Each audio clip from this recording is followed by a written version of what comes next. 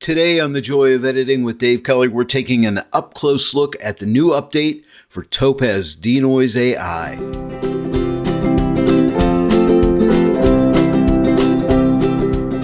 Oh, and by the way, DENOISE Ai is on sale right now for $59.99. That's a $20 savings. The utility bundle is also on sale, which is $199.99 now. So that's a really good savings. Also, if you click on my affiliate link in the description below and use my promo code David Kelly, that's all one word, David Kelly at checkout, you'll save another 15% off, and that also applies to upgrade licenses as well. So it's a really nice savings. Now's a good time to pick up DENOISE Ai.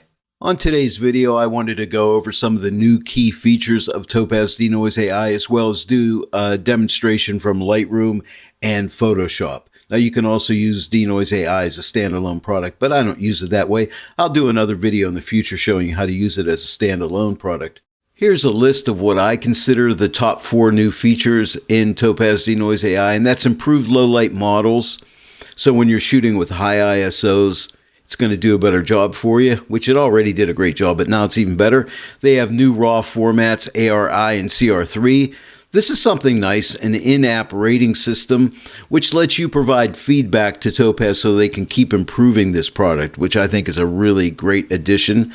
And number 4 is estimated processing time. They now let you know, how much time it's approximately going to take to process your image. Now that works from Lightroom and the standalone app, but it doesn't work in Photoshop, and that's the estimated processing time. And I'll show you that here a little bit later. I'm starting with Lightroom, and then we're going to go to Photoshop. Now, I'm using a RAW file, and all we need to do is right-click on the image and click on Edit In, choose DENOISE Ai, and this dialog box will appear. Now, where it says what to edit, you only have one choice here, and that's edit a copy with Lightroom adjustments.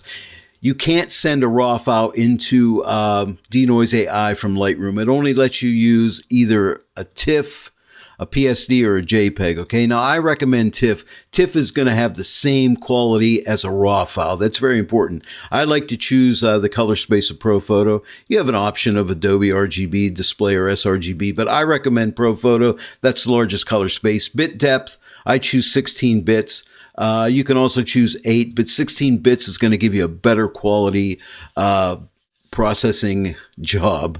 Okay, now resolution, you want to use that according to however you want to print or however you want to display your image. In my case, I do a lot of printing, so I have an Epson printer and it likes to have a resolution of 360, so that's what I use. And compression, I never put compression on. Okay, so I want the best quality image going into DENOISE Ai. And next, all you need to do is click on Edit. And here we are in DENOISE Ai. Now, I'm in the comparison view. I like this view because it lets us see our original view, our DENOISE Ai model, our AI clear model, and our low light model. So everything is displayed up for you at one time. So you can kind of look at this and determine which one is right for you. Now, what I like to do is put these all in the auto settings. So you'll notice right now the DENOISE Ai model is here, and you'll notice it is highlighted in like this light blue color here. So that's what I'm on. So I'm going to click the auto setting. Give it a second or two, it'll render out here. And then I'm going to go to AI clear. I always like to start out with auto, turn the auto on here. It'll usually remember what you've done last time, so you may not have to do this, but I always like to check through all these and make sure they're all on auto. Okay, and it says low light not updated. See that? Now it's updated. And right now, low light is highlighted, so whenever I adjust the remove noise here, it's only affecting the low light mode. So very important. So you need to click on the mode or model that you want to adjust. And generally, auto works really well. And you can go to different views by clicking this view drop down here, and you could do single, split, or side by side. So that's kind of nice. And you also have a zoom here. So right now we're zoomed in at 100%. If you click this, you can zoom in to say 200 or 400%. Let's go into 200%. Sometimes I really like to go up close and examine these. It'll re-update everything, all the different modes here. So here's our DENOISE Ai mode. Here's our AI clear, and here's our low light. I generally don't use AI clear. That's the same mode or model that's in Topaz Studio 2. I personally feel that DENOISE Ai and low light are a little superior to that. But Topaz added that to Denoise AI, so it's there for those of you who like to use it. But I feel if I'm going to use AI Clear, I would just use it out of Topaz Studio 2. No need to come into here to do it. Well, that's enough of my little rant. But now what I'd like to do is look at these different images here, okay? Of course, the original, nothing's going to change there, but I can compare the noise level to the other images. Now, denoise and low light look the best to me. Now, this image was shot at ISO 2000, so it's a very high ISO image. So the low light mode will probably benefit this image. And if you look at this area right in here, I can just see a tiny little bit of difference between the denoise and the low light. I think the low light just looks a little bit better to me. Now, I'm zoomed really far in here, and they're very close, to be honest with you. I could probably get away with Denoise AI, but I think I will use the low light. Now, if I decide I want to use the low light, my next step is usually to go to View and come down here to Side-by-Side View, and then I will choose low light. Right now, it's already chosen here, but if it was on AI Clear, all I have to do is click on low light. Okay, so now I'm up close and personal. I can see a larger image right here. And if I feel I need some more noise reduction, I can pull this up. I'll pull it up a little bit here, and we'll let it update and see if it looks any better. Man, it looked pretty good, so I'm just going to keep it right around here. I think that looks nice. And if I feel I need any extra sharpness, I can enhance my sharpness by moving this to the right here and seeing what it does. You know, and it could benefit, I think, with a little extra sharpness. I think that looks really good. And the recovered detail, we can recover some of the detail if we're losing some detail here with this slider here. But I think right around 10 looks pretty good. So I'm going to leave it on 10 here. And I don't really mess with the color noise reduction. I don't really have any issues there where I find I never really have to use this. This is my opinion, but your results may vary. But for me and my camera, I have a Canon 5D Mark II. I don't really touch this. And once you're happy, all you need to do is click apply. But before I do that, I want to show you a new feature, and that's an interface feature. And if you'll notice, on the bottom right-hand corner here, see this little smiley face and a little frowny face? If you dislike the result that you got, you can click this, and you could say, what went wrong? Color, noise, uneven details, no difference. You have these different boxes that you can check, and then you can add additional comments, and you can also check on send a preview snapshot, and it'll send a little snapshot of the result that you got. This is good feedback for Topaz Labs to help them improve the products for us. And then once you fill all this information out, you can click submit. The other thing you can do is you can click on the little smiley face here and say, I like the result. And when you do, that sends that information over to Topaz Labs, and they say, hey, we're moving in the right direction.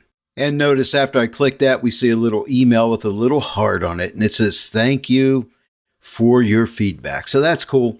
Now, the next interface, or the last interface feature, is dealing with the apply here. Now, this applies to the standalone product and Lightroom only. When I click apply, you'll notice we're going to get an estimated time of processing. Okay, so I'm going to click apply, and when I do, notice up here, see it 17, it's counting down. So it's telling me roughly 17 seconds to process this. And as soon as it's done processing, we'll be right back in Lightroom. And now we're back in Lightroom. Now I'm going to show you a really cool tip here. Follow me on this one. This is the image that just came back from Denoise. Here's the DNG right next to it, the original RAW file. If I Command or Control click this, I've selected both images here. Now what you want to do is you want to come here, see where it says XY. Now you need to be in the library module for this to work.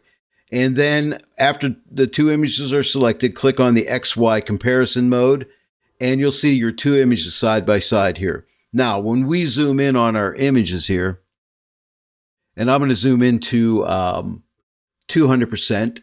And the image on the right is my original DNG image right here. And you see it has a little diamond checked on it. That's my candidate. And here's my select image, which is the denoise image right here. So as you can see right here, see the noise on the image on the right. This was ISO 2000. Here's what denoise did for it.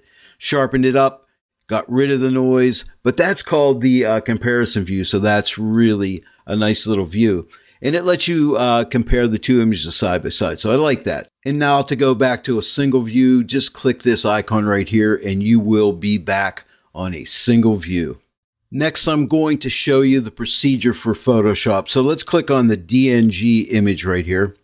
I'm going to right click it and edit in and come to edit in Adobe Photoshop. I'm using 2021. I'll click that. That'll open up Photoshop for me.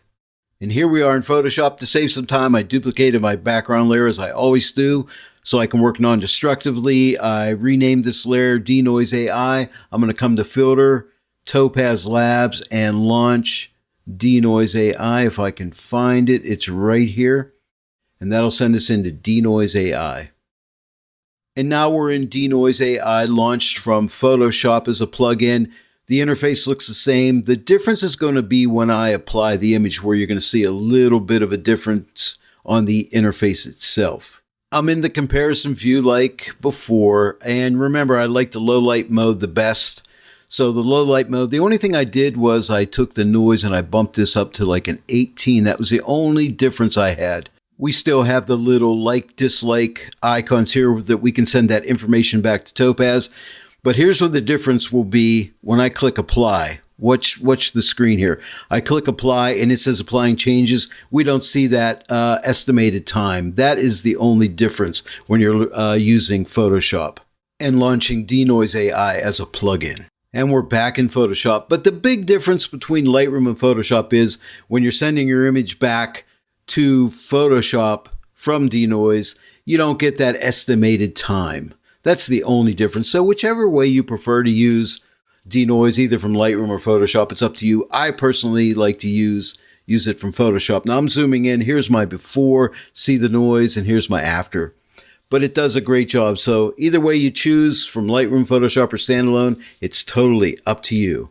Well, there you go. Topaz Denoise AI, the new update, version 2.4.1. I went over some of the new features with you today, and don't forget it is on sale. And if you click on my affiliate link in the description below, use my promo code David Kelly at checkout, you'll save an additional 15%. Hey, if you enjoyed this tutorial today, please give it a like and share it with your friends. If you're not yet a subscriber to my channel, please subscribe, click the bell notification icon, and also please comment, ask questions. I'd love to hear from you. I want to thank each and every one of you for joining me today in the Joy of Editing with Dave Kelly. I'll see you all right here next time, but until then, happy editing.